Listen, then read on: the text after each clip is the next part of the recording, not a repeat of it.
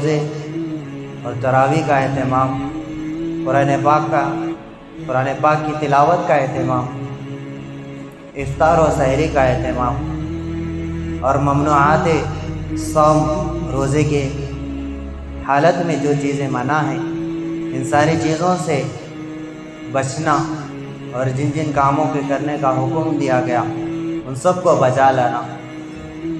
گویا کہ یہ ہم سب کے لیے ایک کورس ہے جس سے ہم کو گزارا جا رہا ہے۔ ماہ صیام، ماہ رمضان تمام مومنین کے لیے، تمام مسلمانوں کے لیے ایک کورس ہے۔ اس کورس کو پورا کرنے والا،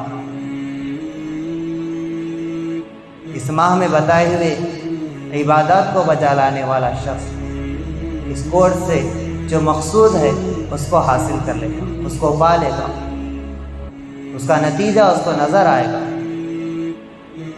چنانچہ آئیے، روزوں سے کیا مقصود ہے؟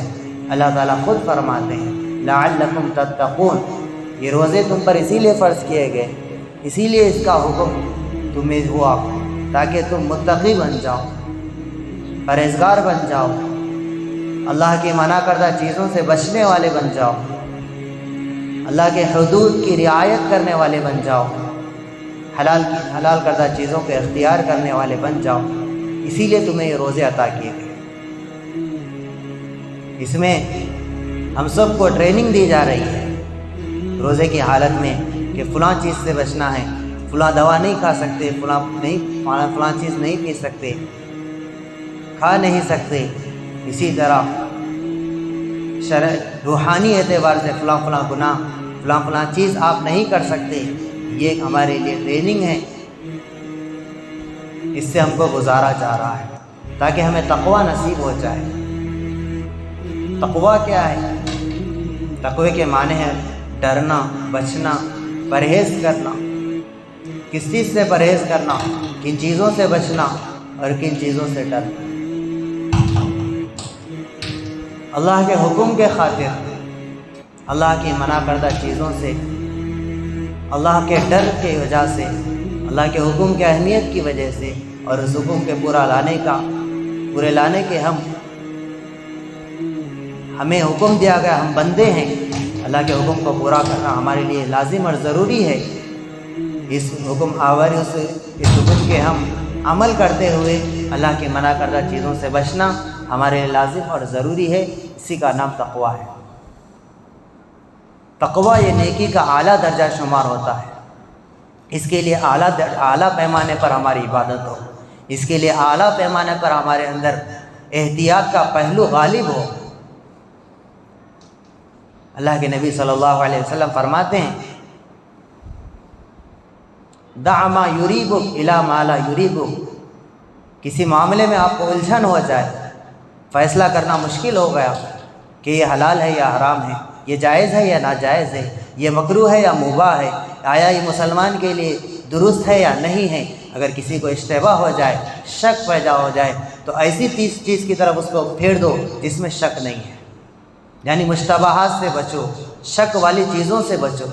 شک والی چیزوں سے بچنے کا نام تقویٰ ہے۔ حرام کردہ چیز سے تو ہر مسلمان کو بچنا ہی ہے، ہر مسلمان کے لیے لازم اور ضروری ہے۔ تو گناہ کے پہلو میں دیکھیں گے تو شک والی چیز سے بچنا، نیکی کے پہلو میں دیکھیں گے، نیکی کی طرف متوجہ ہوں گے تو اعلیٰ پر عمل کرنا، سنت پر عمل کرنا، نفل پر عبادت کرنا، مستحب عمل پر عمل کرنا، یہ دو چیزیں ایسی ہے جو آدمی کو متقی بنا دیتی ہیں، پرہیزگار بنا دیتی ہیں، اللہ سے ڈرنے والا بنا دیتی ہیں۔ تقوی کے بہت فائدے ہیں۔ تقوی سے آدمی اللہ کا قرب آدمی کو مل جاتا ہے، تقوی کے ذریعے سے اس کی مقبولیت ہوتی ہے، تقوی کے ذریعے سے اللہ تعالیٰ اس کو سارے کاموں کو آسان کر دیتے ہیں، اس کے لیے ایسی جگہ سے اسے روزی پہنچاتے ہیں جہاں اس کا گمان بھی نہیں ہے۔ تو سب سے بڑے متقی حضور صلی اللہ علیہ وسلم، پھر صحابہ، پھر تابعین، پھر تابع تابعین، پھر اولیاء عظام بزرگان دین، یہ اعلیٰ تقوی کے معیار پر یہ حضرات تھے۔ لہٰذا ان کی زندگیوں میں، ان کی زندگی میں ہونے والے واقعات میں ہمارے لیے عبرت ہے، عبرت کا سامان ہے کہ حضور صلی اللہ علیہ وسلم ایک مرتبہ دیکھتے ہیں کہ حضرت حسنین ایک کھجور کی گٹلی لے اور اپنے منہ میں ڈال، اللہ کے نبی صلی اللہ علیہ وسلم فوراً آگے بڑھے اور انگلی ڈال کر اس کو نکال لی اور فرمایا کہ یہ صدقے کے کھجور ہے، اور سیدوں کو اور حضور صلی اللہ علیہ وسلم ان کے خاندان والوں کو صدقہ اور زکوٰۃ کا مال حلال نہیں ہے، ان کے لیے درست نہیں ہے۔ یہ تقوی کا اعلیٰ معیار۔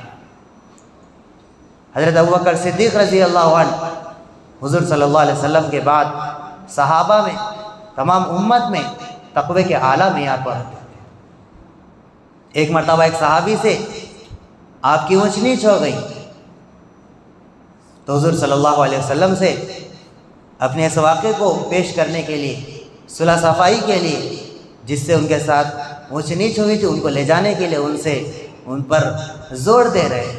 ایسا لگ رہا تھا کہ گناہ کے زیادتی ان صحابی سے ہوئی، حضرت ابوبکر رضی اللہ عنہ سے نہیں ہوئی، حالانکہ ان سے زیادتی ہوئی، پھر بھی وہ اپنی صلح صفائی کے لیے میں اللہ کے رسول سے جا کے یہ بات رکھوں، یہ مقدمہ رکھوں اور جا کر میں فیصلہ کراؤں اور اللہ کے رسول سے میں توبہ استغفار کر کے میں اس گناہ کو دھو لوں۔ یہ حضرت ابوبکر صدیق رضی اللہ عنہ کا تقوی کا اعلیٰ معیار تھا۔ اسی معیار کو بنیاد بنا کر وہ کہتے تھے کہ کاش ابوبکر پرندہ ہوتا، کاش ابوبکر مومن کا بال ہوتا، کاش ابوبکر فلاں چوپایا ہوتا، لوگ اس کو کاٹ کر کھاتے اور پھر ختم ہو جاتا، اس کا حساب نہیں ہوتا۔ حالانکہ آپ عشر مبشرہ میں سے ہیں، آپ خلفاء راشدین میں سے ہیں، آپ کی جنت کی خوشخبری سنا دی گئی۔ اس سب کے باوجود، یہ سارے فضائل اور ساری خوشخبریوں کے باوجود تقوی کا یہ عالم تھا کہ ہر چھوٹی سے چھوٹی چیز جو کھٹک رہی ہے، جو اسلام کی نگاہ میں جس کو مکروہ قرار دیا گیا، جس میں کراہیت آ گئی، تو اس سے وہ بچتے تھے۔ اولیاء اعظام بھی بچتے تھے، تابعین بھی بچتے تھے، دیگر صحابہ بھی بچتے تھے۔ حضرت عبد القادر جیلانی رحمۃ اللہ علیہ کے والد صاحب، جن کا واقعہ مشہور ہے کہ آپ ایک دریا کے کنارے سے جا رہے تھے، راستے میں پانی کی پیاس ہوئی آپ کو، تو دیکھا کہ ایک سیب وہاں سے آ رہا ہے بہتے ہوئے پانی کے ساتھ، اس کو لیا، بھوک کی شدت تھی، تحقیق کے بغیر کھا لیے۔ کھانے کے بعد دل میں یہ خیال آیا کہ یہ کس کا ہے، اس کا مالک کون ہے، جا کر میں اس سے اجازت لے لوں، یا کچھ رقم دینے کی ضرورت محسوس ہو تو میں اس کو رقم دے دوں۔ یہ مالک کی ملکیت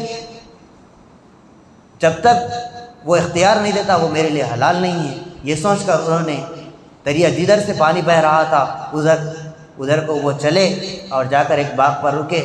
وہاں دیکھا کہ ایک خادم ہے، وہ سمجھے مالک ہے، اس سے پوچھا کہ آپ اس کے مالک ہو؟ انہوں نے کہا میں اس کا مالک نہیں ہوں۔ تو پھر مالک کا پتہ چلایا گیا، پھر وہاں جا کر مالک سے ملے تو وہ آدمی، وہ بھی اللہ والے تھے، وہ بھی بڑے تھے، انہوں نے ان کا امتحان لیا، ان کو آزمایا، انہوں نے کہا کہ اس کی معافی ایسے نہیں ہوگی، آپ کو 1 سال اس باغ کی خدمت کرنا ہوگا، اور میرے یہاں ایک ایسی لڑکی ہے جو آنکھوں سے اندھی ہے، کانوں سے بہری ہے اور منہ کی گونگی ہے اور پیروں سے لنگڑی ہے، ایسی لڑکی کے ساتھ آپ کو نکاح کرنا ہوگا۔ چنانچہ وہ اس اپنے جو سیب کھانے کے عوض میں، بدلے میں یہ ساری چیزیں، ساری شرطوں کو قبول کر لی تاکہ یہ میرا کھانا حلال ہو جائے۔ چنانچہ ایسے ہی ہوا، جب ان کے نکاح کا وقت آیا، رخصتی ہوئی، جب گھر میں داخل ہوئے تو دیکھا کہ خوبصورت لڑکی ہے، تمام اعضاء صحیح سالم ہیں، تو وہ واپس باہر نکلے اور سمجھے کہ یہ جو عیب اس میں بتائے گئے تھے اس میں ایک بھی عیب نہیں ہے، بلکہ یہ بہت اس سے اچھی ہے، شاید یہ میری زوجہ نہیں ہے، کوئی اور ہے، لہٰذا وہ باہر آ گئے۔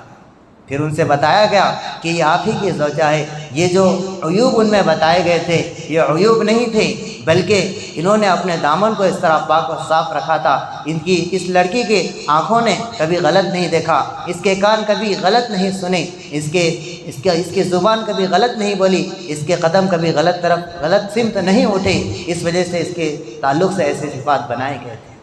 چنانچہ ان کا اس لڑکی سے نکاح ہوا، پھر اس نکاح کے نتیجے میں والد صاحب ایسے تقوی کے اعلیٰ معیار پر اور والدہ محترمہ ایسے تقوی کے اعلیٰ معیار پر، تو جس کے نتیجے میں حضرت عبد القادر جیلانی رحمۃ اللہ علیہ پیدا ہوئے، جو ولیوں کے سردار ہیں، سارے ولیوں کے سردار ہیں۔ تو یہ ماں باپ کی نیکی ان میں منتقل ہوتی ہے، ماں باپ کے صفات بچوں میں منتقل ہوتے ہیں۔ بچوں کی بہترین تربیت کا سب سے بڑا ذریعہ ماں باپ کا نیک بننا ہے، ماں باپ کا اچھے اخلاق والا ہونا ہے۔ ماں باپ کو دیکھ کر بچے کرتے ہیں، وہ دیکھا دیکھی کرتے ہیں اور آگے چل کر وہ عادت بن جاتی ہے، پھر وہ اس کو چھوڑ نہیں سکتے۔ تو یہ تقوی کے اعلیٰ معیار پر آپ کے والد رحمۃ اللہ علیہ تھے، تو جس کے نتیجے میں ولیوں کے سردار آپ کے پیٹ میں جو ہے پیدا ہوئے۔ یہ تقوی کی اللہ تعالیٰ نے دنیا میں ہی اس کے فوائد ان کو بتا دیے۔ تو روزے کا مقصد تقوی کا حصول ہے کہ ہمیں تقوی جیسی نعمت حاصل ہو جائے، اللہ کا ڈر آ جائے، اللہ کا خوف آ جائے، اللہ کے حکم کی اہمیت ہمارے دل میں آ جائے، اللہ کی بڑائی ہمارے دل میں آ جائے۔ جب تک کسی کے حکم کی اہمیت ہمارے دل میں نہ ہو، ہم اس کے حکم کو نہیں بجا لاتے۔ گھر میں ہمیں چھوٹے بچے بھی کوئی چیز لانے کے لیے کہتے ہیں، عمر رسیدہ بزرگ حضرات بھی کوئی چیز لانے کے لیے کہتے ہیں، کوئی کام ہمیں دیتے ہیں تو ہم بڑوں کی بات مانتے ہیں، چھوٹے بچوں کی بات نہیں مانتے۔ بڑوں کی بات ہم اس وجہ سے مانتے ہیں کہ ان بڑوں کی بڑائی ہمارے دل میں ہے۔ تو جب تک بڑائی کسی کی نہ ہوگی، اس کی اطاعت نہیں ہوگی، اس کے حکم کو پورا کرنا نہیں ہوگا، تو اسی طرح اللہ کی بڑائی ہمارے دل میں آنا ہے، اللہ کی کبریائی ہمارے دل میں آنا ہے کہ اللہ کتنے بڑے ہیں۔ جب اللہ کی بڑائی ہمارے دل میں آئے گی تو پھر اللہ کے حکم کو بجا لانا آسان ہوگا۔ جب اللہ کی بڑائی ہمارے دل میں آئے گی تو اللہ کے نافرمانی سے بچنا ہمارے لیے آسان ہوگا۔ یہ کب ہوگا؟ تقوی کی بنیاد پر ہوگا۔ تقوی ہوگا تو اللہ کی بڑائی آئے گی، اللہ کی عظمت آئے گی، اللہ کا خوف آئے گا، اللہ کے حکم کی اہمیت ہمارے دل میں آئے گی، اللہ کی منع کردہ چیزوں سے بچنے کا جذبہ اور اس کا خوف ہمارے دل میں آئے گا۔ تو یہ جو دہا چل رہا ہے، اس ماہ مبارک کا دوسرا عشرہ چل رہا ہے، مغفرت کا عشرہ ہے، تو اس میں ہمیں چاہیے کہ زیادہ سے زیادہ ہم اللہ سے توبہ استغفار کریں۔ اللہ تعالیٰ توبہ کرنے والوں کو پسند کرتے ہیں، مغفرت چاہنے والوں کو پسند کرتے ہیں۔ اگر پوری دنیا فرما بردار ہو جائے تو اللہ تعالیٰ، ایک روایت ہے کہ ایسے لوگوں کو پیدا کریں گے جو نافرمانی کریں گے، پھر اللہ کے آگے توبہ استغفار کریں گے، پھر اللہ تعالیٰ ان کی توبہ کو قبول کریں گے۔ یہ اس وجہ سے ہوگا کہ اللہ کے بندے اللہ کے حضور آ کر مغفرت طلب کرنا، توبہ کرنا، آہوازاری کرنا، یہ اللہ کی طرف بہت پسندیدہ عمل ہے، اللہ اس کو چاہتے ہیں۔ اسی لیے فرماتے ہیں، قُلْ يَا عِبَادِيَ الَّذِينَ أَسْرَفُوا عَلَىٰ أَنفُسِهِمْ لَا تَقْنَطُوا مِن رَحْمَةِ اللَّهِ، اے میرے وہ بندے جنہوں نے اپنی جانوں پر گناہ کی وجہ سے، ظلم و زیادتی کی وجہ سے، حقوق کی پامالی کی وجہ سے، میری نافرمانی کی وجہ سے، حضور صلی اللہ علیہ وسلم کی نافرمانی کی وجہ سے اپنے آپ پر ظلم کیا، گناہ کر کے ظلم کو کیا، تو ایسے لوگ آ جائیں، میری توبہ کا دروازہ کھلا ہے، رحمت کا دروازہ کھلا ہے، اللہ کی رحمت سے مایوس نہ ہو۔ شیطان مایوسی کی طرف لے جاتا ہے اور مایوسی کفر کی طرف لے جاتی ہے۔ تو اللہ کی جانب سے توبہ کا دروازہ ہر وقت کھلا ہے، یہاں تک کھلا ہے، حدیث پاک میں آتا ہے، ایک مسلمان کی، ایک بندے کی توبہ اس وقت تک قبول کی جاتی ہے جب تک غرغرے کی کیفیت نہ آ جائے۔ روح کے نکلنے سے پہلے، چند لمحے پہلے ایک غرغرے کی ایک آواز ہوتی ہے، اس آواز کے آنے کے بعد چند لمحوں میں روح بدن سے نکل جاتی ہے۔ جب تک اللہ تعالیٰ نے توبہ کا دروازہ کھلا رکھا ہے، جب تک اختیار دیا ہے۔ جب موت کے فرشتے نظر آ جائیں اور غرغرے کی کیفیت ظاہر ہو جائے تو اس کے بعد کسی غیر مسلم کا اسلام لانا قبول نہیں ہوگا، اس کے بعد کسی گنہگار مسلمان کا اپنے گناہوں سے توبہ کرنا قبول نہیں ہوگا۔ تو یہ جو دہا چل رہا ہے، مغفرت کا چل رہا ہے، اللہ کے نبی صلی اللہ علیہ وسلم نے فرمایا، دوسرا دہا، پہلا دہا رحمت کا ہے، دوسرا مغفرت کا ہے، اور تیسرا جہنم سے خلاصی کا ہے۔ تو جو دہا چل رہا ہے اس میں ہم اس چیز کو اللہ سے طلب کرنا ہے، اس تعلق سے فکر کرنا ہے کہ ہمیں بھی مغفرت نصیب ہو جائے، ہمیں بھی اللہ تعالیٰ کی طرف سے یہ اعلان ہو جائے کہ ہم نے تمہیں بخش دیا، معاف کر دیا، اگلے تمہارے پچھلے گناہ معاف کر دیے گئے۔ یہ اعلان ہمارے لیے بھی مقدر ہونا، اس کے لیے ہمارے لیے ضروری ہے کہ ہم توبہ اور استغفار اس عشرے میں کریں، اللہ سے مغفرت طلب کریں۔